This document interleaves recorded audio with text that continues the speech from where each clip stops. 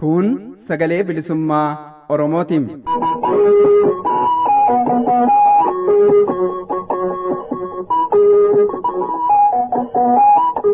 Sagaleen bilisummaa Oromoo guyyoota kibxataa, jimaataa fi sanbata ganama sa'aatii 6:00 haga sa'aatii 7:00, galgala ammoo sa'aatii 6 haga sa'aatii 6:00, akkasumas guyyaa roobii ganama sa'aatii 7:00 haga sa'aatii 8:00, galgala ammoo sa'aatii 7 haga sa'aatii 7:00tti dambalii gabaabaa kiilooherzii 1775 yookiin dambalii giddugaleessaa kiilooherzii 837 irratti, akkasumas dambalii gabaabaa meetir baandii 19 kiilooherzii 15420 irratti jimaataa fi dilbata galgala sa'aatii 8 haga sa'aatii 8:00tti afaan Oromootiin, roobii ammoo galgala sa'aatii 8 haga sa'aatii 9tti afaan Oromoo fi afaan Amaaraatiin wal duraa duubaan qophiilee dabarsuu amma jalqabama. Kun sagalee bilisummaa Oromootiin.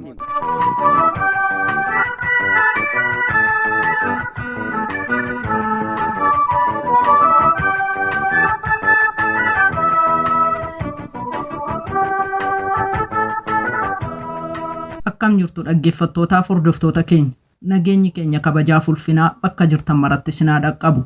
Sagalee bilisummaa Oromoo sagantaa afaan Oromoo irraa tartiiba qophiilee keenyaarraaf qabannee dhiyaannee isin beeksisna. Keessummeessuu naga xumuraatti kan isin faana turu Anayyaantu Bulchaati. Akkuma beekamu qophiin keenya jalqaba isiniif dhiyaatu oduudha. Sirna haxotaa tiksuuf Oromoo ajjeesuun dhaabbatuu qabaa mata duree jedhu jalatti qophii qindeeffanne ammoo oduuttaan sun isin biraan geenya. Haala yeroo siyaasa Itoophiyaa irratti marii waadaa miidiyaan jaal Dr. Raggaasaa Oljirraa waliin taasise irraa akka fudhanne kutaa 1ffaaf 2ffaa qophiilee keenya dabraniin isinii dhiyeessuun keenya ni yaadatama. Dhuma sagantaa keenyaa irraatiin ammoo kutaa 3ffaaf isa xumuraa qabannee isiniif dhiyaanna. Haga xumura sagantaa keenyaatti nu faana akka taatan kabajaan isin affeeraa, oduun kunootti.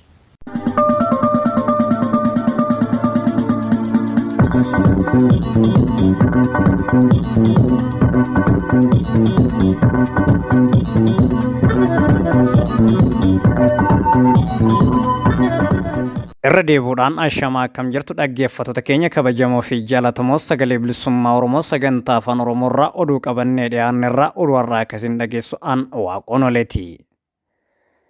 Giddugala Oromiyaa godina Shawaa Kaabaa ona Abbichuu fi Nyaatti hidhattoonni finxaaliyyaa Amaaraa faannoo dhukaasa uummata nagaa irratti banteen uummata nagaa ajjeesutu barame. Akka odeessi maddeen ibsutti giddugala Oromiyaa godina Shawaa Kaabaa ona Abbichuu fi Nyaatti jiraattonni hidhattoota faannoon butaman 11 keessaa namoonni 6 ajjeefamutu barame. Kana keessa haleellaa hidhattoonni faannoo jimaata hagayya 18 bara 2023 halkan raawwataniin milishoonni onichaa 3 ajjeefamuu itti gaafatamaa waajjira dhimmoota kominikeeshinii ona Abbichuu fi Nyaa obbo Abdataa Hayilee himan. Gandoonni onichaa 7 onoota naannoo Amaaraa waliin wal daangessan ta'uu isaaniitti wal qabatee yaaddoo haleellaa hidhattoota faannoo ammallee olaanaa ta'uu obbo Abdataa fi jiraataan onichaa himaniiru. Haalli nageenyaa baay'ee yaaddessaadha. Namni tokko kan gadi bahee waa hojjetu yookiin waa dalagatu hin jiru kan jedhu jiraataan ona Abbichuu fi Nyaa tokko firoottan dhiyoo lama dilbata darbee hagayya 20 hidhattoota faannoon jalaa butamuu himuun hundi keenya balbala cufanneeti kan ta'aa jiru jechuunis haala keessatti argaman himan.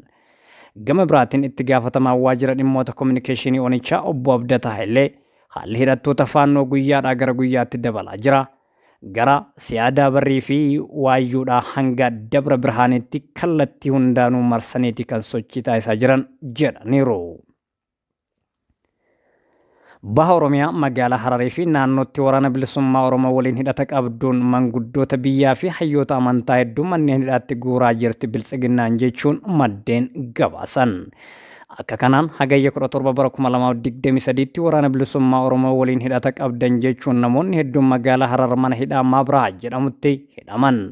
Kanneen hidhaman Amiin Hassan Daachi, Sheek Saamii Abdullaahi Abrahaam, Jamal Ahmad Muusaa fi kanneen biroo kan ammaaf maqaan isaanii hin dhaqqabin keessatti argaman jaaroliin biyyaa fi hayyoonni amantaa hedduun jumlaan akka magaalaa Harar mana hidhaa Mabrahaatti hidhaman maddeen gabaasan.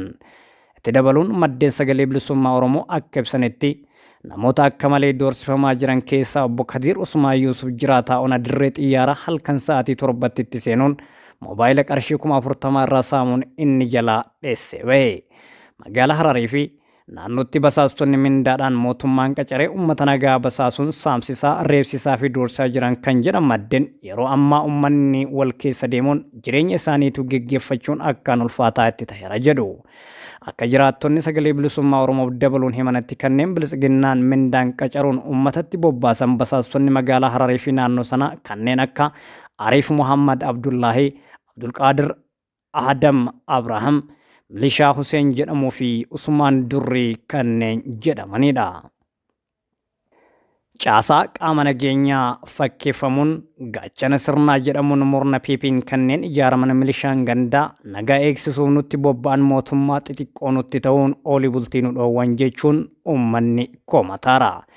PP'n Oromiyaa kaayyoo nageenya naannichaa cimsuu jedhuun naannoo Oromiyaatti qaamolee gaachana sirnaa jedhamanii fi milishaan kan hojii nageenyaa fi tasgabbii naannichaa akka tumsaniif erga hundeessee waggaa tokko ol lakkoofsiseera. Bal'ina oduu kanaaf Jaal Ayyaantu bulchaa. Caasaalee haaraa mootummaan naannichaa kaayyoo kanaaf dabale keessaa waajjirri milishaa kan labsii lakkoofsa 242 muraa 2014 hundaa'ee fi gaachanni sirnaa kan labsii lakkoofsa 245 muraa 2014 hundaa'e isaan ijoodha.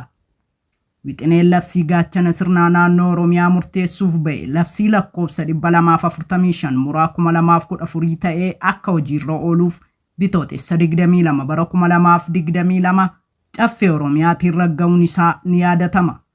Akka mootummaa naannichaatti qaamoleen kunneen hojimaata seeraan alaa fi qaamolee farra nageenyaa akka to'ataniif leenji'anii ramadamanidha. Haa ta'u malee miseensonni milishaa hojii nageenyaa eegsisuu itti kenname sirnaan raawwachaa jiran akkuma jiranitti ta'ee kanneen haala gita hojii isaaniitiin faallaa ta'een gochoowwan farra nageenyaatiif sababa ta'aa jiran muraasni jiraachuu jiraattonni godinaalee Oromiyaa adda addaa komii qaban dubbataa jiru. Qaamoleen kunneen naamusa qaamni nageenyaa tokko qabaachuu qabu dhabuu akkasumas malaammaltummaa fi gocha seeraan alaa kan raawwatan ta'uu jiraattonni himu. Rakkoo guddaa qaamoleen nageenyaa kunneen qaban naamusa qaamni nageenyaa tokko qabaachuu qabu gonkumaa hin qaban. Qaamoleen kunneen akkaataan isaan ittiin jiraataa dubbisaniif hojii tasgabbii eegan sirrii mitii jedhu jiraattonni. Qaamoleen nageenyaa kunneen yeroo baay'ee humnaan reebicha, sodaachisuu, tuffii fi arrabsoo hawaasarraan kaga'an ta'uu jiraattonni dabaluun himaniiru. Kana malees miseensonni qaamolee kunneen keessaa gita hojii isaanii da'oo godhachuun namoota dhuunfaa fi daldaltoota sodaachisuun malaammaltummaa fi saamicha garaagaraa kan raawwatan jiraachuu dubbataniiru. Hojii tikaa sababeeffachuun iddoo garaagaraatti qarshii gaafatu jechuunis jiraattonni kulkulfatanii dubbataa jiru. Rakkoo milishaan irraan ga'an jiraattonni akka mudannootti yeroo himan fulbaana bara 2022 keessa galgala tokko naannoo sa'atii tokko hanga tokko walakkaa gidduutti ganda naannawa magaalaa Adaamaatti argamu keessatti waanta isaan mudate seenessuun miseensonni eegumsaa kunneen rakkina irraan ga'uu ka dubbatu jiraataan sodaa nageenyaaf maqaan isaa akka dhaamu barbaanne galgala sanaa iftuu yookaan shaamaa bitachuuf gara suuqii osoo imalaa jiru karaa irratti miseensota milishaa macha'an lamaan qabamee dararamuu hima. Miseensonni lameen kun machaanii akka turan haasaaf gocha isaan raawwatanii ni beeksisa. Kufuuf gatantaraa ka turanidha jedhe. Jiraataa kana erga isa dhaabsisaniin booda sodaachisuu fi arrabsoo garaagaraa irraan ga'uu ibseera. Battalan isaan biraan dabree turettiin dhaabsisuun sababa tokko malee sodaachisuuf arrabsoo ulfaataan irraan ga'aniiru jedha. Miseensonni kunneen tika nageenyaa ta'uu isaanii osoo hin ibsin sodaachisaaf arrabsoo eegaluu kan himu jiraataan kun lamaan keessaa tokko qottoo harka isaatti qabatee turetti quba qabuun qottoo kanaan si kukkunna jechuun sodaachisaa fi doorsisarraan ga'uu himata. Battaluma sanatti namoonni ganda sanaa sagalee keenya dhagaan dhufanii garmalee waan dheekkamaniif osoo hin jaallatin nagadhiisanii jedha. Qaamoleen nageenyaa naannichatti bobbaafamuun nageenya hawaasaatiif barbaachisaa ta'uu kan hime jiraataan kun haa ta'u malee bifa hawaasa biraatiif fakkeenya ta'uu fi naamusa ogummaa kabajeen socho'uu akka qaban ibsa. Mudannoon kun jiraataa kanarratti qofa kan mudate akka hin taanee fi godinaalee naannoo Oromiyaa baay'ee keessatti kan mudachaa jiru ta'uu jiraattonni goleelee Oromiyaa cufa keessaa mudannoo wal fakkaataa himatu. Bifuma wal fakkaatuun jiraataan godina Arsii Lixaa Ona Shaashimannee akka jedhanitti humnoonni nageenyaa kunneen dhiibbaa sirrii hin taane uummatarraan ga'aa jiraachuu ibseera. Miseensonni milishaa kunneen buufata sakatta'insaa yookaan kellaatti daldaltootarraa humnaan qarshii gaafatu. Odeeffannoo jedhu daldaltootarraa dhaga'uu himeera. Qaamni olaanaa hojii fi oolmaa isaanii sirnaan to'atuu fi gamaggamu jiraachuu qaba. Qaamoleen kunneen miidhaa hin barbaachifne hawaasarraan ga'aniifis itti gaafatamuu qabu jedhee jira jiraataan kun. Jiraataan biraa Shaggar Ona Buraayyuutti daldalaa uffataa yoo ta'u miseensonni milishaa seensaa fi ba'a yookaan kellaa sakatta'an seera da'oo godhachuun badii malee qarshii ka gaafatan ta'uu hime. Daldalaan kun iddoo kellaa hundatti milishaadhaaf birrii yoo hin kennin dabruun rakkisaa ta'eera jedha. Kellaa tokko tokkotti xiqqaatu birrii 200 gadi fudhatanis jedhee jira. Jiraataa godina Harargee ba'a magaalaa Harar Kabraa yaada isaan kennaniin rakkooleen godinaalee Oromiyaa biroon heeran kunneen naannoo isaaniittis jiraachuu mirkaneessuun miseensonni milishaa kunneen uummatarratti mootummaa xixiqqoo ta'aniiru jedhee jira. Mootummaan kaayyoo nageenyaa eegsisuuf qaamolee nageenyaa kana bobbaasuun isaa kan deeggeramu ta'us uummanni yeroo dararamu cal jedhee ilaaluu hin qabu ka jedhe jiraataan kun. Mootummaan naannichaa raawwii qajeelcha milishaa naannichaa deebi'ee akka ilaaluuf kanneen uummata dararaa jiran seeraan akka gaafataman akka taasisu gaafataniiru. Hojjettoonni warshaa sukkaaraa Matahaaraa ajjeechaan qaaman beekamne yeroodhaa yerootti irratti raawwatu yaaddoo nageenyaa isaaniitti ta'uu himan. Ilmaan Oromoo hojjettoota warshichaa ta'an irraa dhiibbaan garaagaraa akka jiru kan himan maddeen kutaalee Oromiyaa adda addaa irraa walitti dhufuun ogummaa qabanii fi humnaan warshicha keessa hojjetanii kan of jiraachisan ajjeechaan bifa adda addaan irratti akka raawwataa jiru addeessu. Warshicha keessatti dhaabbii fi yeroo gabaabaaf qacaramanii hojjettoonni hojjetan hedduudha. Akkuma dhaabbileen federaalaa biroo ilmaan Oromoo dhiiban warshaan sukkaaraa kunis hojjettoota dhalootaan Oromootaan ni dhiiba jedhan. Sababa dhiibbaa kanaan hojjettoonni hojii gadi lakkisanii jiraachuuf kaan immoo obsanii hojjechaa jiraachuutu himama. Gaaffilee Oromoonni naannichaa warshaa kana irraa qaban hojjettoonni warshichaa dhalootaan Oromoo ta'anis kan deeggaran ta'uu fi uummata naannichaas karaa danda'uun ni deeggarra jedhu. Dhaabbatichis hooggansa cimaa bulchiinsa qaqabeessaa fi caasaa iftoominni qabuun hoogganamuun bu'a qabeessa ta'uu akka qabu jabeessanii kan amanan ta'us himu. Erga dhiyeenya kanaati immoo dhiibbaa keessoo dhaabbaticha jiru irratti dabaluun ajjeechaan ilmaan Oromoo irratti taasifamu hojjettoota kanatti yaaddoo guddaa uumeera. Baruma kana keessa namoonni 9 ol haala hin beekamneen ajjeefamuu kan himan maddeen abbaa fi ilmi warshicha keessa hojjechuun of jiraachisaa turanis ajjeefamaniiru jedhan. Yeroo dabre mooraa kaaba warshichaatti argamu Noorz Kaamp jedhamuun beekamu keessatti namoota 4 ajjeefaman keessaa 2 Oromoo yoo ta'an abbaa fi ilma warshicha irratti hirkachuun warra jireenya idilee isaanii gaggeeffatanidha. Itti dabaluun achuma naannoo Abaadar jedhamutti namoonni 3 ajjeefamanii turu maddeen himaniiru. Namoota 3 keessaa tokko nama Wadaay Jaarraa jedhamu kan reefu bultii ijaaratee daa'ima tokko godhatee turedha jedhan. Ammas torbaanota dura namni Muhammad jedhamu hojiif ba'ee konkolaataa keessatti hiriyyaa isaa tokko waliin ajjeefamu maddeen himu. Haati warraa isaa fi ijoolleen isaa 3 amma haala rakkisaa keessa jiru jechuun maatiin isaa rakkoof saaxilamuu himaniiru. Gochoonni kun warshaalee sukkaaraa Oromiyaa keessa jiran irraas adda jedhaniiru maddeen. Haala kanaan kan yaaddan hojjettoonni warshichaa qaamni dhimmi ilaaluuf uummanni Oromoollee rakkoo keenya nuuf haa beeku jedhaniiru. Giddugala Oromiyaa godina Shawaa Lixaa onoota hedduu keessatti yakki waraanaa qaamolee mootummaatiin hawaasa nagaa irratti raawwatamaa jiru akkaan hammaachuu jiraattonni himan. Akka kanaan ona Coobii ganda baadiyaa Maksaa Lakkuu jedhamu keessatti hagayya 22 bara 2023 qaamoleen mootummaan haleellaa raawwataniin mana jiraattota 5 oliif baabura midhaan daaku tokko ibiddaan gubuu jiraattonni naannichaa ifoomsaniiru. Achuma ona Jalduu keessatti yakki wal fakkaataan hawaasa nagaa irratti raawwatameera.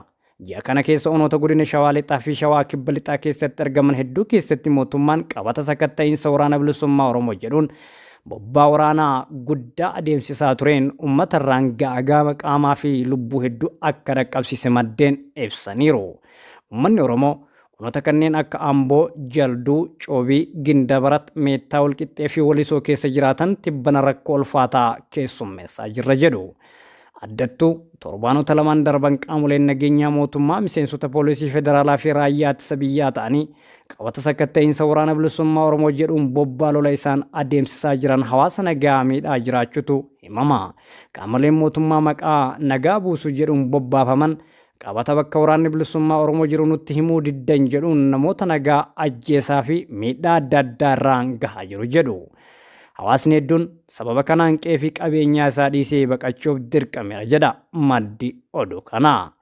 Akka sanaan hagayya 22 bara 2023 ona Coobii ganda baadiyaa Maskaa Lakkuu jedhamu keessatti gochisuu kaneessaan qonnaan bulaa jabaa godinichaa fi hawaasa naannoo sanaa biratti dhageettii qaban obbo Darajjee Dabalaa irratti raawwatame waan akkaan qalbii namaa cabsudha jedhu jiraattonni.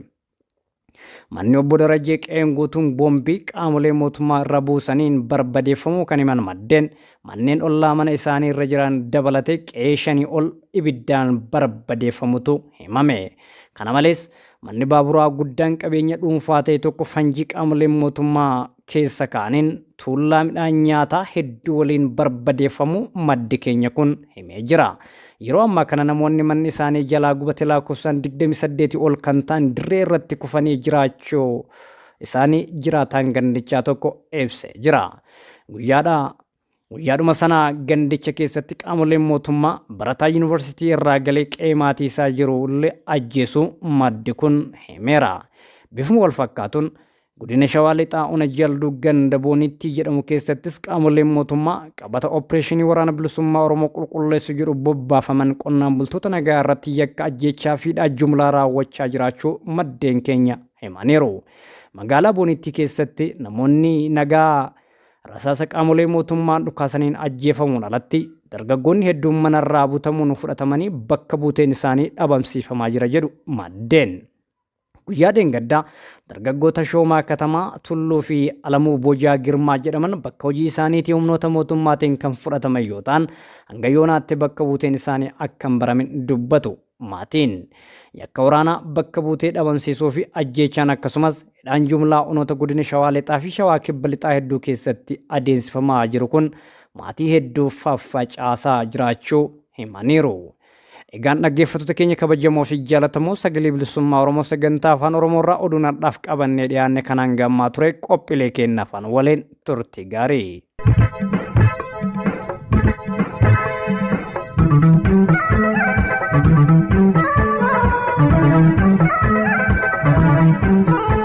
Dhaggeeffattootaaf hordoftoota keenyaa qophiin keenya sagalee bilisummaa Oromoo sagantaa afaan Oromoo irraa oduun eegale akkuma itti fufeetti jira. Jalqabarra akkuma isin beeksisne sirna Atsotaa tiksuuf Oromoo ajjeesuun dhaabbatuu qabaa mata duree jedhu jalatti waan qindeeffanne isin biraan geenyaa faana bu'aa. Nintone mayona konne dina sorra gubanne kambona ilamuma ofiti wali gadisne wanuma kireti omni lakki alagan kenni lakki ajiruto lakki abidena lakki agarato maluma godana arkuma walkabna arkuma waliamna afani waltana bilisumma kafna bilisumma afduna ya samina bocha sinama kenneti ya dachina bocha tisadurgoti tuttukanna kase namana gamtetti hirrafunan kaddame bullon fe addamma yomin gubadda kamin dachito an sinama la tayo kan tiyata tayo kan sinna nyata muka odaati mukni baala qabu muka silkiiti mukni baala qabne yoo feegiyaa ilma dhiiraa nama galaafatti sabni seenaan qabne. Akkam jirtan dhaggeeffattoota keenya qophiin keenya addaa har'aatiin mata duree sirnoota Atsootaa tiksuuf Oromoo ajjeesuun dhaabbachuu qaba jedhuun qabadhee isinii dhiyaadhee jira. An Shumburaa Odaati. Nintone mayona konne diina sorra gubanne kambona ilamuma ofiti wali gadisne wanuma kireti omni lakki alagan kenni. Humnoonni sirna nama nyaataa Oromoo nyaachuuf bara baraan hammoommatu akka waan Oromoon ijaarsa biyya kanaa keessatti ga'ee hin qabneetti seenaa Oromoo dhoksaa, afaan Oromoo awwaalaa, saba Oromoo jibbaa, lafa Oromoo nyaachaa baroota lakkoofsisaa har'a ga'anii jiru. Ga'een Oromoon biyya kana keessatti qabus haalanii seenaa dabsanii isaan qofti akka waan biyyattii tana keessatti qooda qabaniitti of dhaadhessu, walqixxummaa hin beekan, mirga sabootaa hin eegan, olaantummaa sabaa keessatti dhalatanii qofa leellisan, Oromoo dabalatee kaan akka garbichaatti biyyaa fi mirga dhabee akka isaaniif ergamu hawwu. Yeroo waliin tarkaanfachuu dhabuun ilaalcha barri itti darbeen biyyattii nagaa dhorkaa jiru kan dhufee Maasaraan Minilik ga'e sirnuma duraan ture hojiitti hiikuuf abbaa caadaa lakkaa'u hundi madda rakkoo biyyattii tanaa ta'anii itti fufuun walduraa duuban mul'ateera. Kan bara bittaa abbaa irree PPs kanuma ta'ee argame. Dhufaatii PPs bara sirna bulchiinsa koloneel Abiyyi waggoota 5 kana bakki qabanii irraa dubbatan ni rakkisa. Qeerroon Oromoo sirna wayyaanee ofirraa gaggeesse warraaqsi isaa sirna PPn duraa butamuun ifaadha. Qeerroon humni warraaqsa TPLF gaggeessee deebi'ee diinumfame sirna PPn itti duulame waraanni mootummaa dhaabbataan dargaggoota diina godhate itti duuluu itti fufee jira.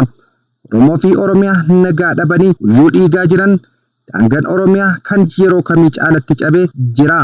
Uummanni daangarra jiranis qabeenya saamamaa jiru. Uummanni keenya lafaa fi daangaa isaa ittisuuf lubbuu isaallee kennaa jira. Foon itti waaddamaa jira. Dhiiga itti lolaasaa jiraachuun waan addunyaan beektu waan ta'eef ragaa funaanuun waan barbaachisu miti. Mootummaan PPs humni faannoos waluma qixa Oromiyaa irratti duulaa jiran. Iddoo kana humni faannoo kan mootummaa PPn ijaaramee bobbaafamaa ture weerara isaanii caalatti daangaalee Oromiyaa irratti babal'isuun uummata keenya ajjeesaa jiru. Keessumattuu kaaba Shaggar Ona Abbichuuf Nya'a Shanoo fi gara Shawaa Bahaarran seenuun lubbuu namoota hedduu galaafatanii qabeenya saamanii qonnaan bultoota Oromoo ukkaamsanii fuudhanii deemaa jiru. Godinoota Baha Wallaggaa fi Horroo Guduruu Wallagga walumaa galatti daangaalee Oromoo hunda haga jennutti cabsanii seenuun qonnaan bultoota keenya irratti miidhaa guddaa gahaa jiru. Kun hundi osoo mootummaan PP ilaalaa jiruuti. Kaleessas har'as osoo sirni kun ilaalu dhumaatii gaddisiisaa san dhaqqabsiisaa turan uummanni miliyoona lakkaa'amu finxaaleeyyiin kun buqqisan haga har'aa qe'ee isaanitti hin deebine. Irreetti faca'anii hafan kun diigumsa maatii fi hawaasaa guddaa saba Oromootti fidee jira. Gama biraan mootummaan PP erga humnaa fi filannoo fakkeessin gara aangootti dhufee as waraana bilisummaa Oromoo maqaa shanee jedhu itti moggaasin uummata nagaa hedduu shanee deeggartan jechuun hidhaa ajjeesaa biyyaa baasaa jira. Hirmaannaa siyaasaa kan hin qabne dargaggoota fi qonnaan bultoota keenya hedduu ajjeesaara ammas itti jira. Walumaa galatti bittoonni ishees biyyattiin Itoophiyaa jedhamtu kunis Oromoof tolanii hin beekan. Sirnoota ishee jalatti biyyattii keessatti Oromoon guyyaa tokkoof nagaa argate hin beeku. Hidhamuu, ajjeeffamuu fi roorroo irra hammaataaf saaxilamuu har'aa ummatichaa ta'e haga sirna Itoophiyaa har'aa PPn bulfamuutti itti jira. Dr. Abiy Ahmed Oromoo yoona deeggaruu dide bara dheeraaf duuba deebisuuf kan irratti hojjetu ta'uu akeekuun isaa gocha gaddisiisaa har'a saba Oromoo irra gahaa jiruuf ragaa guddaadha. Dhumaatii fi finxaaleeyyiin faannoo uummata Oromoo irraa gahaa turanii fi jiran ajjechaan jumlaa hidhattootni sirnichaa karaa hundaan Oromoo irraa gahaa jiran marti calaqqee dubbii Abiy Ahmed akka ta'an hubachuun nama hin dhibu. Hooggantoota Hundaalotaa fi miseensota ABO dabalatee ilmaan Oromoo hedduu yakka malee hidhee haqa malee waggootaaf gidirsuun dinagdeedhaan Oromoo kuffisuuf qonnaan bulaa irraa qabee haga daldaltoota sadarkaa garaagaraa irra jiranitti dhibba fi shirootni raawwataman karoora Abiy Ahmed Oromoof qabu agarsiisa. Kana yoo jennu gamtoonni fi lukkuuleen xixiqqoo fi gurguddoon hangi tokko sirnicha irraa gargaaramaa hin jiran jechuun akka hin taane hubachuus ni feesisa. Dargaggoonni Oromoo hedduun sodaa nageenyaa akka itti bulu gochuun kanneen baratanii hojii hojjechuu danda'an ammoo sababa ilaalcha siyaasan dhiibbaa irraan gahuun kumaatamaan biyyaa gadhiisanii akka baqatan gochuun karoora mootummaa Dr. Abiy Ahmed Oromoof qabu kan ummatichi bara dheeraaf cabsuu fi if booda deebisuuti. Walumaa galatti sirna Oromoo nyaata bara lakkaa'achuun heddatu kanatti Oromoon adabaa fi xumura itti gochuu qaba. Inni kunis dhimma yeroon itti kennamu ta'uu hin qabu.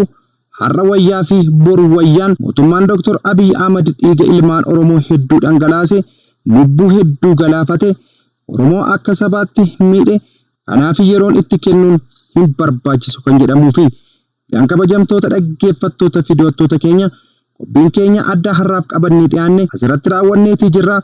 Qophiilee keenya biroo hafan waliin turtii gaarii siin jenna. Katabaleetuma bullaa kokobaleetuma bullaa barinda brahma waalola barinda brahma waalola akkuma baraatitti bullaa akkuma baraatitti bullaa silaamaan goote dama bulloo dama bulloo dama bulloo dama bulloo dama bulloo dama bulloo dama bulloo katabaleetuma bullaa wali jalleetuma bullaa ma waalola meeyyaantalo silaamaan goote. Dhaggeeffattootaaf hordoftoota keenya kan isin dhaqqabaa jiru sagantaa keenya sagalee bilisummaa Oromoo sagantaa afaan Oromoo irraa akka guyyaa jimaataati. Amma qophii keenya xumuraatiin haala yeroo siyaasa Itoophiyaa irratti marii waadaa miidiyaan jaal Dr. Raggaasaa Oljirraa waliin taasiseerraa akka fudhanne kutaa tokkoffaaf lammaffaa qophii keenya dabraniin akkuma isinii dhiyeessine dhuma sagantaa keenyaa irraatiin ammoo kutaa sadaffaaf isa xumuraa qabannee isiniif dhiyaannee jirra itti dhiyaadhaa.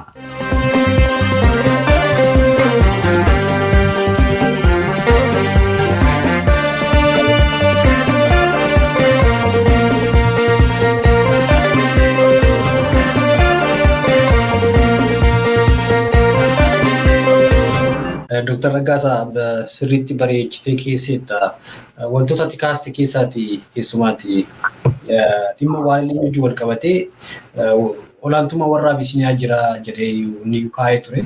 Keessumaatti Abisiiniyaa gaafa jedhu saboota lamaanidha kan inni tokko yaadatti fakkaata. Isa kana isaan fudhachuun barbaadanii ammas Abiyyis uffata militarii uffatee taa'ee haasa'u keessaati. Sirnoonni kana dura turan keessumaa dargiinis mootummaan TPLFis jijjiirama Finfinnee kan jedhu wayii kaasa. Jijjiirama Finfinnee jechuun sirnuma mootii sanatu gaarii ture waan jedhu kaasa. Sirnaan iyyuu deebisee isaaniidha. Isa inni immoo waan deebisee immoo nutti agarsiifne innumaayyuu gara sanatti nu deebisuudhaaf Oromiyaa iyyuu bakka 5-6tti qoqqoodamuu qabdi hin bal'atte jedhanii warri xiinxalan isuma jala taa'u kiiloo 4 warra barsiisanii baay'een isaanii Oromiyaan hin bal'atte jedhanii cicciramuu qabdi jedhanii xiinxala laatu biyyuma keessa ta'anii miidiyaa keessatti jechuudha. Kun bara sirna isaa kana keessatti isaan bara mootummaa isaa kana keessatti dhalatte bara TPLF namoonni akkas jedhanii sarara diimaatu kan jechuudha. Hin jedhan namoonni baay'een isaanii akkasitti jechuudha.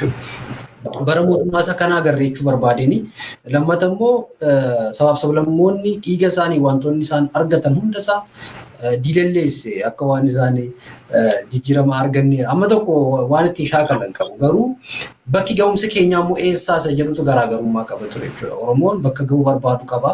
Bakka sana ammayyuu hin geenye sammuu qabsoodhaan hin gaadha. Suma amma yoona argate qabsoodhaan argate isaafis qabsoodhaan argate qabsootti jira.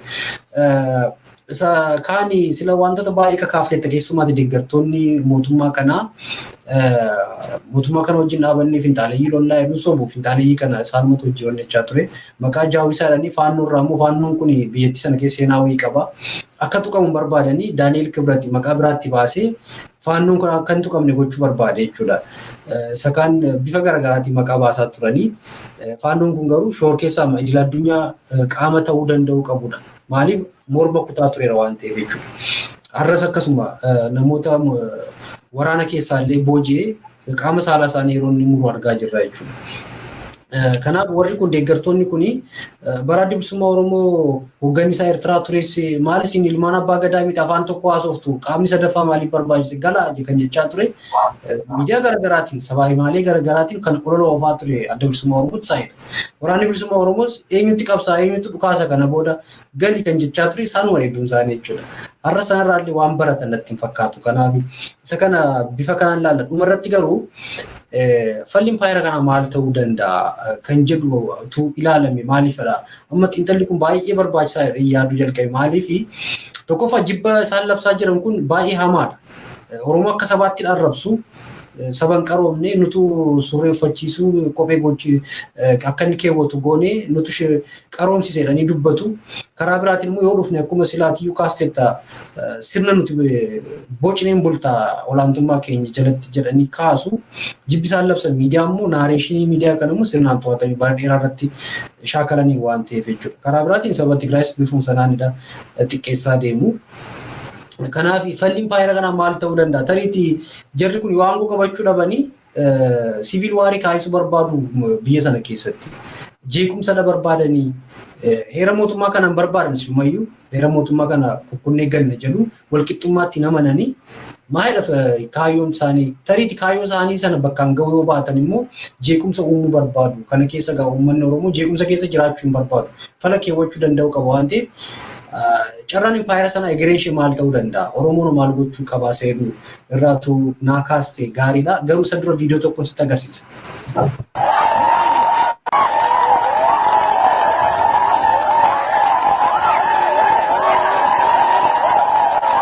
Inni kun magaalaa Jimmaattiidha kan inni har'a sooshaal miidiyaa irra deemuun argee viidiyoo kana.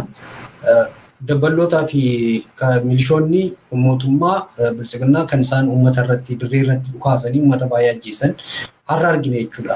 Bu'aan mootummaa PP'n qabu yookiin immoo sirni kun qabu tokko isa kana. Inni kaan isa waa'ee jibbaa san sii kaasa naa kaasta siin jedhee yookiin immoo jibbi biyya sana keessatti babal'ateera inni naan jedhu jibbi immoo dhaqee siviil waariilee ta'uu danda'a san jedhu illiitonni amaaraa irra deebanii kan isaan dubbatan viidiyoo lamaan tokko sitti agarsiisee dhuma irratti naa kaasta. በእነሱ ዛሬ ቁቤ በኦሮምኛ በሚባለው በእነሱ ዛሬ ቁቤ በሚባለው መጽሐፍ አንድ ቁም ነገር ተጽፎ አውቅም አሉ። የነሱ ምሁራኖችም እየተንገዳገዱ በአማርኛ ነው የሚጽፉት። ኦሮሞ ተብዬ ሊያነባው አይችልም።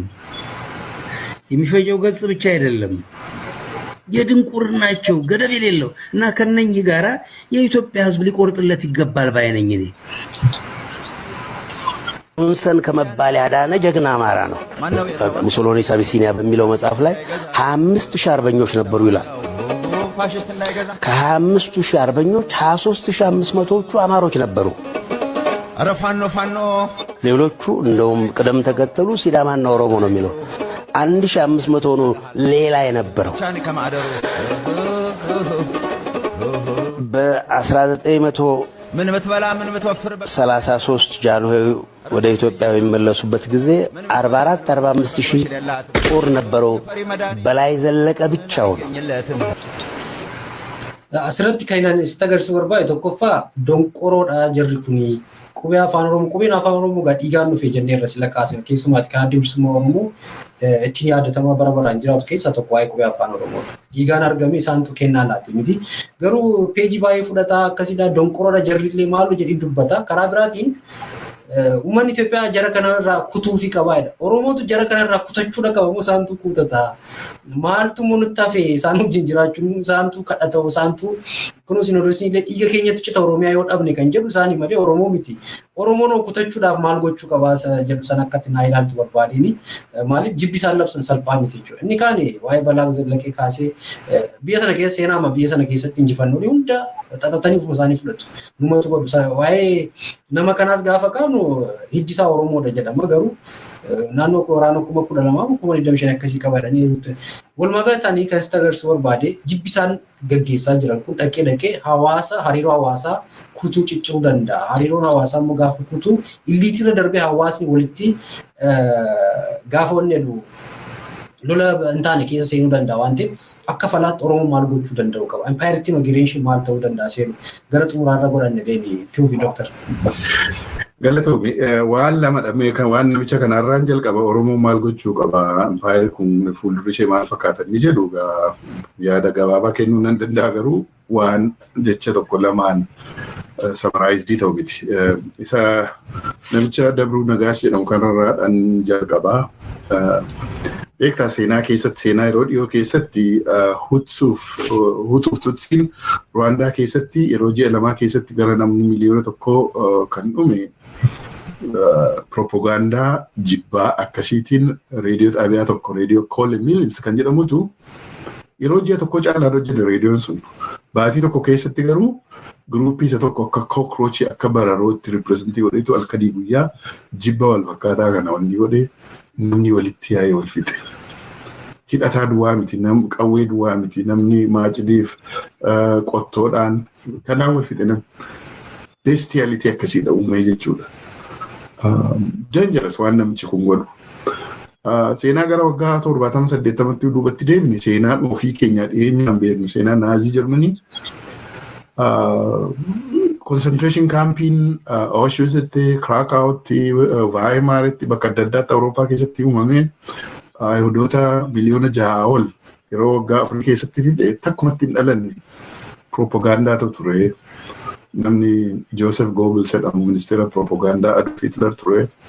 Reediyoo fi televezyiiniin Jarmanii yeroo sana waa'ee diinummaa, waa'ee gadaantummaa, waa'ee birummaa warra Yihudootaa isaantu Jarmanii duubatti hambisee isaantu dhiiga keessan xuuxe ka jedhu jibba kana erga summii kana gadi gadhiisanii booda Auschwitz fi concentration camping kan dhufe. Maal jechuu barbaadeetanii waan namichi kun jedhu keessuma namni Dirruu Nagaas jedhamu kun gaallaan baay'eedha kana caalaayyuu baay'eedha. Namooti kun namoota dhumaatii akkasiitiif sababii ta'an seenaa keessatti replikaa isaaniiti. Utuu seerri jiraate biyya keessa jiran kana keessatti biyya Ameerikaatti illee akka sassaabamuu ni danda'u biyya kana keessa jira namni kun natti fakkaata. Warri kaan warri baay'ee ka jedhan warra tiksituu biyya keessaatii manzi yookaan Goojjami Gondarii abbaataachinin bata mangistiin akka baallee warri jedhan isaan useless. Garuu warri kun warri learned purposefully warri kana godhanii seenaa raadiyoo Mila Collins fi seenaa cockfight kan televezyiinii fi reediyoon Jarmanii bara 30 keessa 1930s dabarsaa ture isa sana ripiitii godhu sababii ta'ee fi tariitii international significance qaba waan jarri kun jedhan. Waan tokko waan namichi kun hubachuu hin barbaanne yeroo hundumaa akkuma jette mo'umsa hundumaa kan isaa fudhatanii fi actually seenaan Abisiiniyaa faallaa kanaati. Abisiiniyaan utuu Oromoo incorporating godhin waggoota baay'eedhaaf yeroo jiraattetti Amaarri qofa isaatti lolee alagaa lolee mo'ee beeku tokko illee hin jiru. Weeraraa Giraanya Ahmed yookaan immoo Ahmed Ibn Ibrahim Aligaazii jedhamu jaarraa 16ffaa keessa yoo fudhanne Adaalii ka'ee amma Gondaritti ka deeme utuu nam tokko san dhaabiin Hatsee Lamedingil morma kutee kan fudhatee deemedha Ahmed Giraany waraanni isaa. Kan isaan ofirraa deebisan ofii isaanii humna isaaniitti utuu hin ta'in warri Poorchugaal dhufaniitu gargaarsa dhufanii irraa rukkutanii deebisan erga nugusii Abisiiniyaa Hatsee Lamedingil mormi isaa kutame. Isa sana booda Teewodiroos hin dhufee Teewodiroos Maqdalaatti of ajjeese ka jedhame warra Ingilizii Naappiyer faatu dhufeetu guyyaa tokkotti qeera'e. Sana booda Atsee Yohaannis nugusii Abisiiniyaa warra Daarbush Mahadistii warra Sudaa wajjii wal lolee morma isaa kutatanii kaartumitti galchani. Waraana tokko qofaatti lolee mo'ee hin beeku Abisiiniyaan utuu Oromoon incorporated hin ta'in. Amma mo'umsa Xaaliyaanii irratti Faranjii irratti Awurooppaa irratti arganne jedhanii isaan ittiin seenaa isaanii godhatanii ittiin propagaate godhan kan inni jalqabe yoo dhugaayyuu ta'e 1896 the Battle of Adwa. Adwaatti dhaqee Xaaliyaanii deebisne jedhanii isaan ittiin fokkoran kan Atsee Minilik inni isaan ittiin fokkoranii kan waraane Oromoodha. Erga Oromoon incorporated godhaniitu Itoophiyaa erga ofiin jedhaniitu erga Itoophiyaa hin taane yeroo sana Abisiiniyaa jedhamu amma 1930sitti. Erga Oromoon waraana Abisiiniyaatti seenee incorporated ta'ee concord ta'ee waraana dhaquu fi jalqabeeti kan isaan mo'umsa kan arganne jedhanii seenaa kana kan ofii godhatani. Raawundi lammataa irratti Xaaliyaaniin yeroo second world war dura yeroo dhufte 1935tti kan ishee rukutamtee deebite jedhame. Guutummaa guutuutti kan dhaqee lole Oromoodha. Waraana Abisiiniyaa ta'ee dhaqee kan lole waraana Oromoodha. Haile Sillaaseen baqatee League of Nationsitti yeroo inni iyyata dhaqe akka the king of Abyssinia jedhaniitu refer godhu malee the king of Ethiopia jedhan turan. By 1935 erga Oromoon incorporated ta'eeti kan isaan mo'umsa arganne jedhan. 70moota keessa yeroo dargiin dhufu Somaaliyaan weerartee amma Awaashitti yeroo dhufte milishaa Oromoodha. Dargiin Mangistuun fa'aa irra caalaa milishaa isaan ittiin mo'an biyya Oromoo keessaa saba isaan sassaabanii dargaggeessa waan baratiin humnaan sassaabanii dhaqanii Somaalee dura dhaabanii ittiin ofirraa deebisanii mo'umsa arganne ittiin jiranidha. Kanaaf waan namichi kun jedhu jibba caalu jibba dhumaatii fidu warra propagatii godhu kana isaan kun kana booda kan isaaniif malu yoo duuti isaan sassaabirraa kan hafe kana booda namoota baratan miti. Adabamanis namoota baratan miti. Kanneenyi gaar Itoophiyaa kanneenyi gaar mallaqa qallabaati. Itoophiyaa jechuun isaaf Amaara jechuu isaati. Aree Itoophiyaan Oromoo aree Itoophiyaan hin jiru. Isa kanan beeka. Garuu Itoophiyaa jechuun Amaara jechuu isaati. Amma jedhanii dadhabaniitu Amaara jedhanii dhaabbatan. Nashaachin Amaaraa Gibaachiin Itoophiyaa. We are the sole guardians of the Ethiopian state. Isuma dur waggaa 150 ol nutti himaa turan sana irra deebi'anii immoo ifatti sagantaa siyaasaatti baasanii bari. Amaarri Itoophiyaadhas Amaaras sole guardianii Itoophiyaaf kan cinqamu, Itoophiyaaf kan dhimmamu, Itoophiyaadhaaf abbummaan kan itti dhaga'amu Amaaraadha. Isa jedhu sana amma political program itti baasanii. Kanaaf jibbi kun garamitti geessaa ifaadha. Haa ta'u ani waan tokkoon observii godhe akka tokkotti sabni Oromoo saba tasgabbaadha. Sabni abbaa fedhii aadaa mataa isaatii qabaa, saayikii mataa isaatii qabaa. Utuu akka jibba jara kanaatiif humna waraanaa duwwaatu hin ta'in namnillee ollaan jiraatu ture. Namnillee wal cinaan deemu ture. Oromoon isa kana tuffateera akka nu hubadhutti. Oromoon goolii isaa, feetii isaa, ofii isaa murteeffachuu akka danda'u hubateera. Akkamitti wal qabannaa isa jedhu sana irratti bakka tokko gahuu hin dandeenye. Inni kaan ammoo mootummaa deeggaraa waan sila siin jedhee ijoollee 2-3 mootummaa irratti argu ilmaan abbaa gadaa jedhaa. Irra caalaan immoo magaalaa keessaas laga keessaas falmataa jira. Siyaasaadhaan waraanaan majooritiin Oromoo. Garuu inni falmataa jiru kun ammatti waltajjii hin arganne. Warra lakkoofsaan xiqqoo taatee mootummaa siqxe kanatti waltajjii argatee vookaal ta'ee sagalee ishee dhaga'ama. Kanaaf baay'ee fakkaata. Malee waan jibbaa kana parsiyuu godhee Oromoon Amaara ollaasaa, Tigree ollaasaa, Abisiiniyaa ollaasaa ka'e tokko illee hin jiru. Kuni wiseness gara bal'inaa fi beekumsa wisdomii aadaa Oromoo saba Oromoo mul'isa. Kanatti himuu qaba Oromoon. Akka warra kaanii ta'u we have to be ourselves. Warri Amaaraa sababee akkas godhaniif akkas gochuu hin qabnu. Yoo Amaarri hatee Oromoon isa tuun qabu akka T4 lakkiin aadaa mataa keenya qabna akka jedhu isa kana obsa duwwaatu hin ta'in jarri kun kana booda Oromoo duubatti deebisuu akka hin dandeenye bareera sababii ta'eef hin tuffata Oromoo. Inni argitoota yeroo isaan gaallaa jedhan dur namni wal ajjeesa. Wal lola, wal falata. Har'a garuu hin qoosu tiiktookiitti hojjetu ijoolleen Oromoo. Sana jechuun jarri kun nu arrabsuudhaaf laayisensii qabaachuu qabu jechuu miti. Gara isaan ittiin oofuu barbaadan ittiin deemnudha sabni Oromoo kan jiru. Inni kun waayiziidha.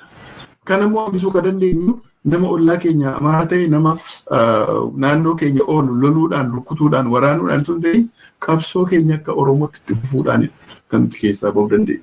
Oromoon gara sana jiran natti fakkaata. Ammatti danqaa ta'ee kan jiru Oromoota ta'anii warra deeggartuu PP ta'anii fi warra caasaa mootummaa keessa jiran akkootammoo jettee Oromiyaa addee shanjaatti ciccirra warra jedhanidha. Oromiyaan Oromiyaadha. Oromiyaan kana booda cicciramuu hin dandeessu. Bulchiinsaaf yoo barbaachise administrative arrangement already godhaniiru. Fakkeenyaaf amma Wallaggaa lafti isaa nutti bal'atee biyya guddaa ta'e sababii jedhanii fi bulchiinsaaf akka tolutti baha Wallaggaa, dhiyaa Wallaggaa, Horroo Guduruu Wallaggaa, Qeellam Wallaggaa jedhaniiru. Shawaa, Kaaba Shawaa, Baha Shawaa, Shawaa jedhanii bulchiinsaaf akka tolutti. Harargee, Baha Harargee, Lixa akka kanaatti tolchaniiru bulchiinsaaf akka tolutti. Inni suni bulchiinsaaf keessa Oromiyaatti bulchiinsaaf daangaa bulchiinsaa akka barbaadde gochuu dandeessa yoo barbaachisaa ta'e akka barbaadde tun ta'e akka barbaachisetti bulchiinsaaf akka tolutti to'annaaf akka tolutti bajetingiif akka tolutti gochuu dandeessa. Oromiyaa garuu akka Oromiyaatti iddoo lamatti kutuu hin dandeessu iddoo shannitti. Oromiyaan biyya. Oromiyaan indivisibilidha. Kana booda iddoo lamatti iddoo sadiitti cituu biyya danda'u miti. Biyya tokkodha Oromiyaan. Finfinnee dabalatee handhuura isaa wajjiniin. Kana dura yaalaniiru. Finfinnee karaa kibbaa gara saawuziitti gara Sidaamaatti gadi guddisanii karaa olimmoo gara Dabra Biraanitti Finfinnee ol guddisanii Oromiyaan daangaa wal qabataa akka hin qabne East Oromiyaa fi West Oromiyaa akka taatu kan qeerroon irratti dhume Master planiin Addis Ababaa jedhe inni guddaan sun grand master planiin sun kan inni yaadee ture sana. Inni fashaleera. Kanarratti qeerrootu qabsaa'e. Inni kun kana boodatti fufuu hin danda'u. Finfinneen aayilaandii miti. Finfinneen qaama Oromiyaati. Garuu magaalaa sababii taatee fi economic, political, social and diplomatic significance godhatteetti. International significance godhatteetti. Isa kanarratti nama hundumaatu irratti dhimma ba'a. Jiraataan isaa akka jiraataatti mirga ni qaba. Sovereignty Oromiyaatti yoo dhufe garuu Finfinneen ol gadi oofamtee sovereignty Oromiyaa ni xurxaanaan isa kanarratti illee itti du'a malee itti gadhiisu sabni Oromoo. Kanaaf asirratti akka naa qulqulleessitu kan hin barbaadu dhiifama siin kutee. Oromiyaa keessootti bulchiinsaaf akka tolutti waa sirreessuun rakkoon qabu waan jedhu kaastetta. PP'n garuu waldhabbii uummanni Oromoo akka gosaatti qabaatu gochuu keessatti immoo itti dhimma ba'aa jirti fakkeenyaaf lafa Baalee irraa fuudhanii godina Booranaa jala galchuu, Gujii irraa fuudhanii Boorana jala galchuu, durumayyuu rakkoolee jiran xixinnoon jiru dhimma bishaanii irratti, horaa irratti waan akkasii kana babal'isanii uummata kana gidduutti keessumaa yeroon kun yeroo sooshaal miidiyaadha. Akka aktivistii gamaa gamanatti wal lolu uummata Oromoo gidduutti garaagarummaa uumuudhaaf illee dhimma ba'aa jiru waan ta'eef ishee kanallee namni dhaggeeffattoonni akka biraatti nu hubanne fedhe. Akkas fayyaa ta'e ministirii akka hin taane na yaada isa sana sammuudhaan qabu. Akka bulchiinsaaf tolutti akka namni walii galitti akka naannoon sun walii galitti jedhe. Akka bulchiinsaaf tolutti yeroo jedhu akka naannoon sun walii galittidha malee isaan akka isaan barbaadanitti miti. Waan nama naannoo Gujiif Booranatti waan dhalate nan beeka. Baay'ee nama gaddisiisa. Namni keenya illee waan kanarratti hanga kanaa wal loluun itti hin turre. Amma fakkeenyaaf waa'ee Wallaggaa kan inni fakkeenya fudhadhe. Dhiya Wallaggaaf baha Wallaggaa hojjette akka bulchiinsaatti boordeebee guutummaan isaa Wallagga ta'uu danda'u barbaanne. Bakka sanaan deemu. Garuu tarii irratti namni wal lolu hin jiru. Tarii irratti namni wal lolu hin jiru. Yeroo halagaan dhufee naannoo tokko weeraru akkuma qaamni hundumti isaa guutummaan sun tuqameetti namni kan inni waliin birmataa jiru. Kanaaf keessootti kanan jedhe bajetingiidhaaf akka tolutti fakkeenyaaf akka bulchiinsaaf tolutti akka infraastiraakcharii hirmaachuudhaaf tolutti keessootti konsentii saba sanaatiin waliigaltee konstituensii naannoo sana jiraatuutiin waliif gadi tolchuun ni danda'amaadha kanan jedhe. Malee akka isaan namoota saboota yookaanis immoo saba ollaa yookaanis immoo gosumaaf gosa walitti naquudhaaf gama Gujiif Booranaatti isaan godhan sana miti. Inni balaaleffatameera illee waan akkasiillee dhaabbachuu qabaadha keessoo kanan jedhe. Kaani kan Oromiyaa gaaffii keessan galu. Oromiyaan indivisibiliidha. Fakkeenya Finfinnee kana fudhadheef kanaan. Oromiyaan biyya lama hin ta'u. Oromiyaan biyya tokkodha. Daangaan isaa wal qabataa kan Sudaanii hanga Somaaliyaatti kaabaa. Raayyaa Azebo immoo hanga Yaabelloo darbee hanga daangaa Keeniyaatti ka deemu kan daatii tokkoon illee gargar hin cinne biyya continuous boundary qabudha Oromiyaan kanatti namni bu'uu danda'u hin jiru. Kanaaf ijoolleen PP keessaa jidduu kana Oromiyaan nutti guddate jedhanii waan progressiif fakkaatanii as ba'an isaan kunillee counter checkdii ta'uu qabudha. Kanaaf egereen impaayera kanaa maal fakkaataa? Egereen impaayera kanaa amma warri impaayera kana uumeyyuu isaantu ajjeesaa diigaa jira sababii ta'eef egereen impaayera kanaa isaan itti cinqaman Oromoon itti cinqamuun Oromoon qabsoosaa qabsoo hiree ofii murteeffannaa achi keessatti hin ta'e ta'ee jiru. Hiree ofii murteeffannaa isa jedhu kana yerootti explain goona. Konseptiidha waan jecha tokko duwwaa miti hiree ofii murteeffannaa waan iddoo of keessaa qabaa. The right to self-determination biyya ta'uu dandeessaa, political arrangement adda addaatiin olloota kee wajjin jiraachuu dandeessaa, confederationii tolfachuu dandeessaa. There are so many political arrangements. Garuu hiree murteeffannaa keessa inni guddaan ofiin of bulchuu ni jedhu. Autonomous kan ta'e naannoo kee daangaa qodha ka jettu ofiin of bulchuu danda'u waan biyya kee keessa immoo teessee gochuudhaan barbaadu immoo bilisa taatee murteeffachuu haala si dandeessisu jechuudha. Yoo hiree kee murteeffachuu dandeesse agarti Oromiyaan biyya ta'uu qabdi kan jettu. Yoo lakkii immoo konfedereeshiniin saba akkasii wajjin jiran akka jettu murtee akkasii fudhachuuf yoo bilisa taate duwwaadha kanatti murtee keessa naan waan ati godhattu kan inni firii ta'u jechuudha. The right to self-determination san. Kuni noormii biyya lafaa irratti 1949 qabee fudhatamee biyyi lafaa ittiin deemaa as ga'e. Konseptiin self determination sana dura tureera.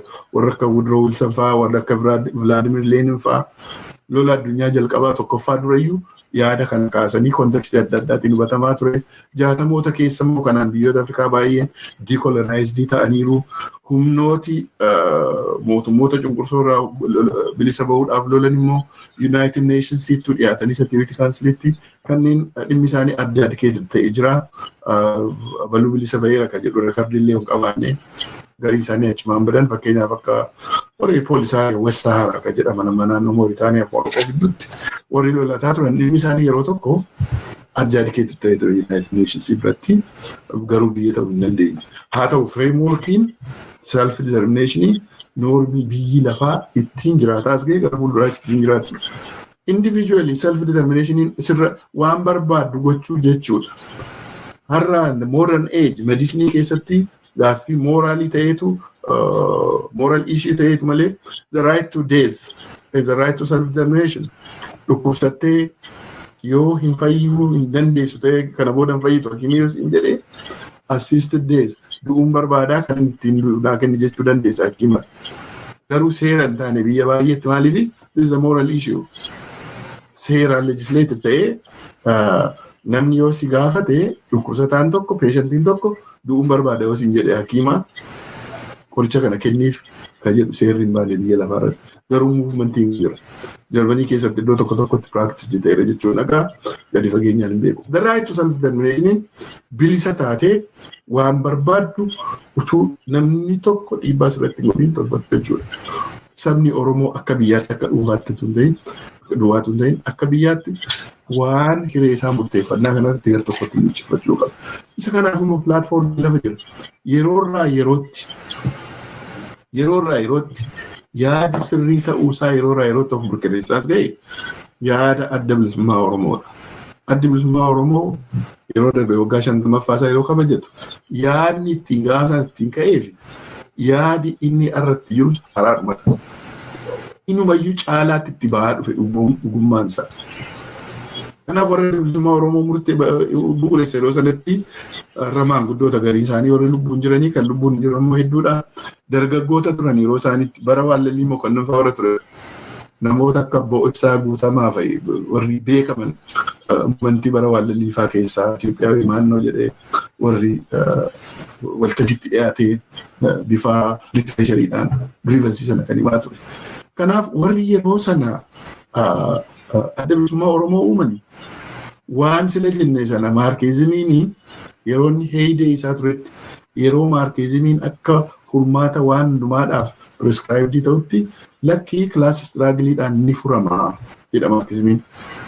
Qabsoo gitaatiin sirni cunqursaa hundumtuu ni furamaa jedha. Biyyi lafaa baay'een isaa yeroo sana fudhatee yeroo sooshaalistii ta'an. Ijoolleen Oromoo yeroo sana adda bilisummaa Oromoo wixinan garuu lakkii qabsoon Oromoo kan inni ittiin furamu qabsoo sabaatiin naashinaal istiraagiliidhaan malee kilaas istiraagilii duwwaadhaan miti. Maaliif cunqursaan nurra jiru cunqursaa sabummaati. Kan gitaas, kan kilaasis, kan sabummaas nurra jira sababii ta'e nuuf furmaati qabsoo sabummaati. Naashinaal istiraagiliidha kan jedhu. Wixinatanii kan isaan ittiin ka'an gaafa sana hanga har'aattuu ogummaansaa caalaatti calalaa. Sababiin isaa Oromiyaa keessatti gara fuulduraatti Oromiyaanis biyyoota kilaasiin jira. Kilaas istiraagiliin itti fufa. Kilaasiin adda addaa jira. Burjuwaan jira. Workar proletariaatiin jira. Abbaan qabeenyaa jira. Inni qaxaramee hojjetu jira. Isa kana kilaasiidha hojjennu. Inni kun amma mootummaan jirutti hin badu. Faalaasiin maarkiizimii inni guddaa iyyuu kilaasless soosaayitii ijaarra jedhee jalqabeetu sooshaalizimiin kufe biyya lafaarra.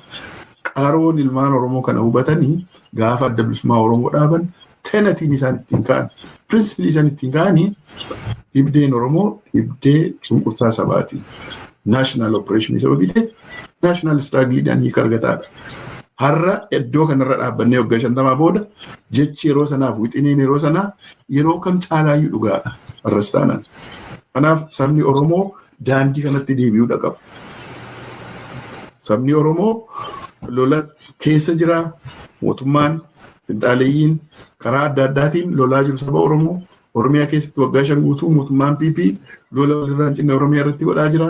Waan sila kakaaste karaa daangaa hundumaa kaabaa qabee amma kibbaatti dhiyaa Oromiyaadhaan waraanatu deemaa jira kibba Oromiyaadhaan Gujii Booran waraana walirraan ciniitu deemaas ga'eera Oromoon falmataa jira.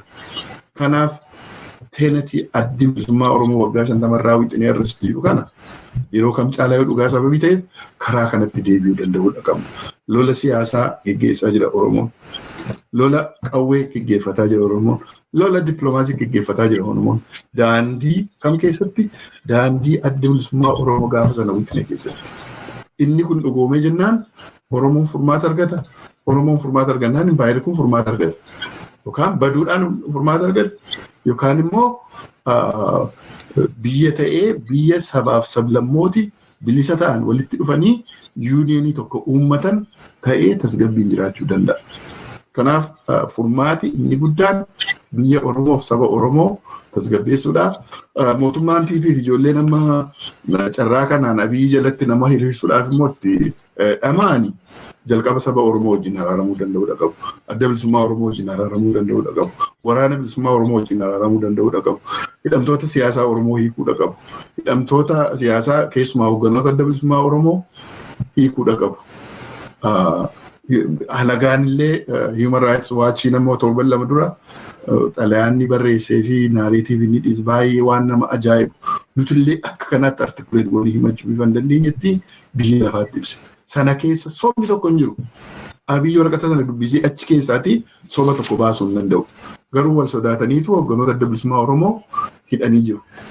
Maaliif abbaadha dhabe jechuudha mootummicha abbaa dhabee jechuudha.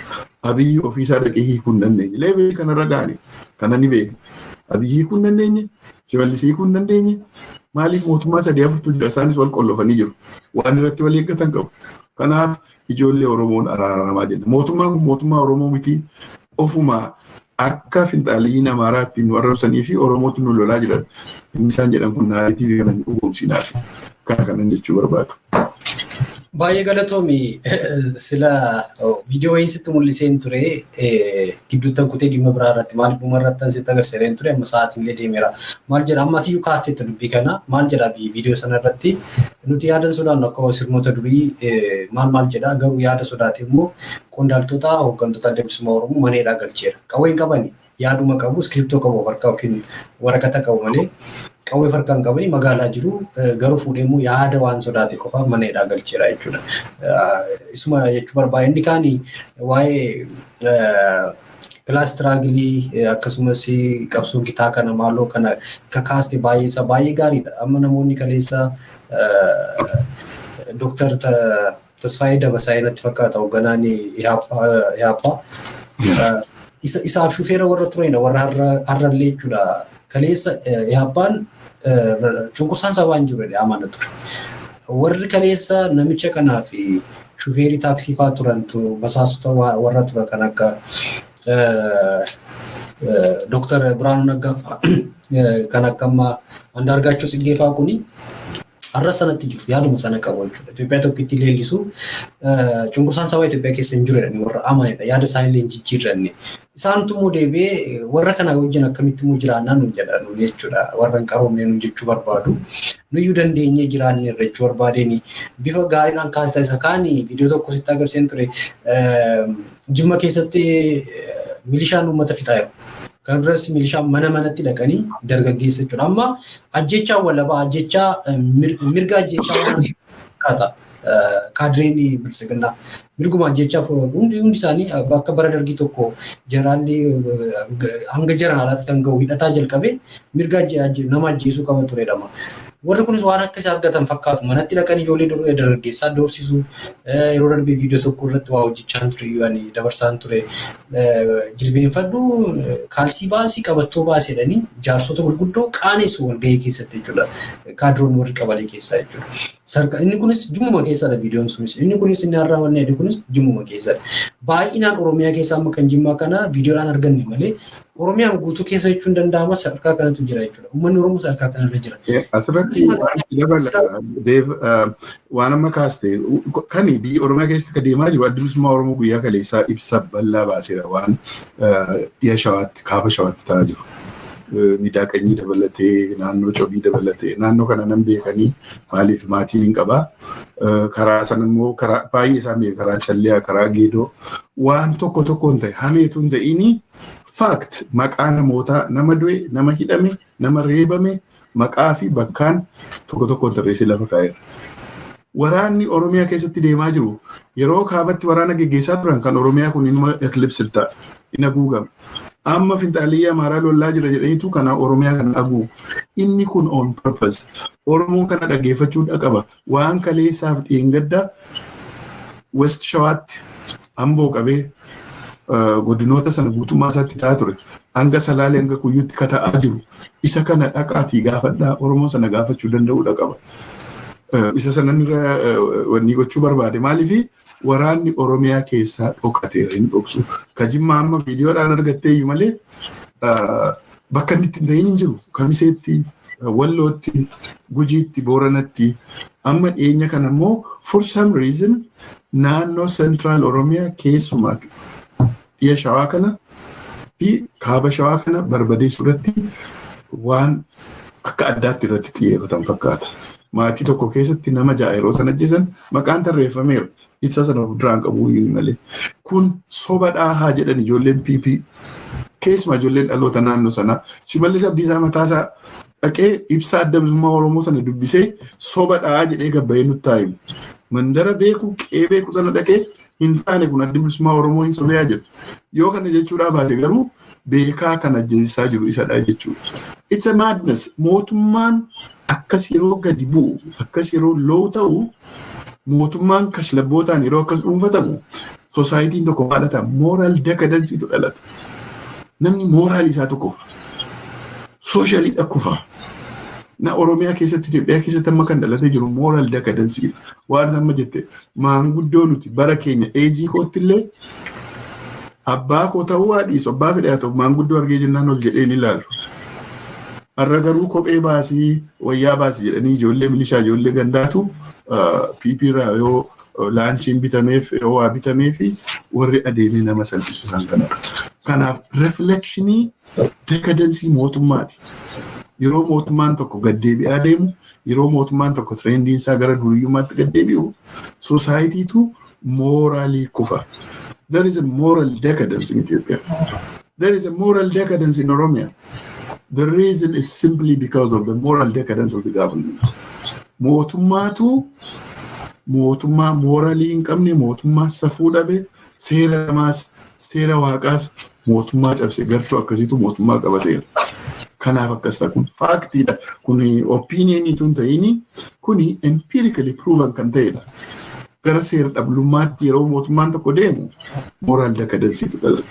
Kun waan baay'ee nama gaddisiisudha. Kanaaf Oromoon wal tiksuu wal ilaaluu qaba ka jennu daandii tokkotti deebi'uudhaaf yaalii gochuu qabna. Waan jara kanaan immoo ijoollee abbaa gadaa jettan nurraa dhaabaa hin ga'a. Ijoolleen abbaa gadaa ilmaan abbaa gadaa ajjeestu. Isa kana kan ta'aa jiru biifama sinkutee gidduu. Baay'ee galatoomii anoo asuma si dabaluu kan ture keessumaatti ibsa adda bilisummaa Oromoo irratti haleellaa dirooniitu taasifamedha. Ragaa wajjin dhiyeesseera. Oofuu bakkee Coobbii Baakkoo Tibbee bakkoota keessumaa Shawaa Lixaa keessadha baay'een isaa kan inni gaggeeffame. Daa'ima ji'a jaallee dabalateedha kan haleellaa diroonii kanaan kan ajjeefamte. Si'a sadaffaadha naannoon sun kan dirooniidhaan dhaabamaa jiru. Dirooniin kun gaba bal'ateera. Wallagga keessattis Shawaa kana keessarra deebi'ee keessumaa giddu galeessa Oromiyaa kanarra deebi'ee dirooniidhaan haleellaa taasisaa jira. Akkuma sanatti egaa Shimallis qe'ee sana sirriitti beekaa. Soba jechuun danda'u wantoota sana guyyaa gaafa 7, 9, 10 fi 11 natti fakkaata ibsa sanarra kan jiru. Guyyoota kana tuqameera ibsa sanarratti. Kun haleellaa naannoo sanatti raawwatamaa jirudha. Ijoollee magaalaa keessa xinnoo ishee katamaa qammas ta'an immoo bilisiginnaan nu badhaadhiseeradhanii haasa'u. Maatiin isaanii immoo achi gajjallaatti dhumaa jira. Ijoolleen isaanii obbolaan isaaniitu dhumaa jira jechuudha. Warra faayidaa xinnoo argateetu magaalaa keessaatti suuraa ka'ee maxxansaa oola. Moral decadence hin jedhu sana, that's a moral decadence isa argisiisa sun. Baay'ee ulfaadhaan gama kootiin gaaffii kootu har'a yeroo dheeraa booda waan asii argeeffan sitti baay'ise. Dhumarratti waan dubbachuu barbaaddu jiraate dubbachuu inni isaanii gama kootti xumureera. Fayyaa ta'e waan hedduu jenne dhaggeeffattoota keenyaa fi qalbiin waan nu dhaggeeffattanii fi galatoomaan jedha irraaf inni ga'a garuu maree kanatti fufnaa Oromoonis bakka hundumaatti akka kanaatti mari'achuu danda'uudha qaba. Ulfaadhu waamicha koo dhageessee dhufuu keedhaaf galatoomis jedha. Galatoom deef illee. Egaa dhaggeeffataa fi daawwattoota Waadaa Miidiyaa kan isin daawwachaa turtan Waadaa Miidiyaadha. Dr. Raggaasaa Oljirraa faana marii taasifne kana fakkaata. Marii kana tarii teellaarra warri dhuftan irra deebitanii hordofuu dandeessu. Subscribe, like, share gochuu namoota biraa biraanis ga'an jedha. Yeroo gaarii isiniif haa ta'u.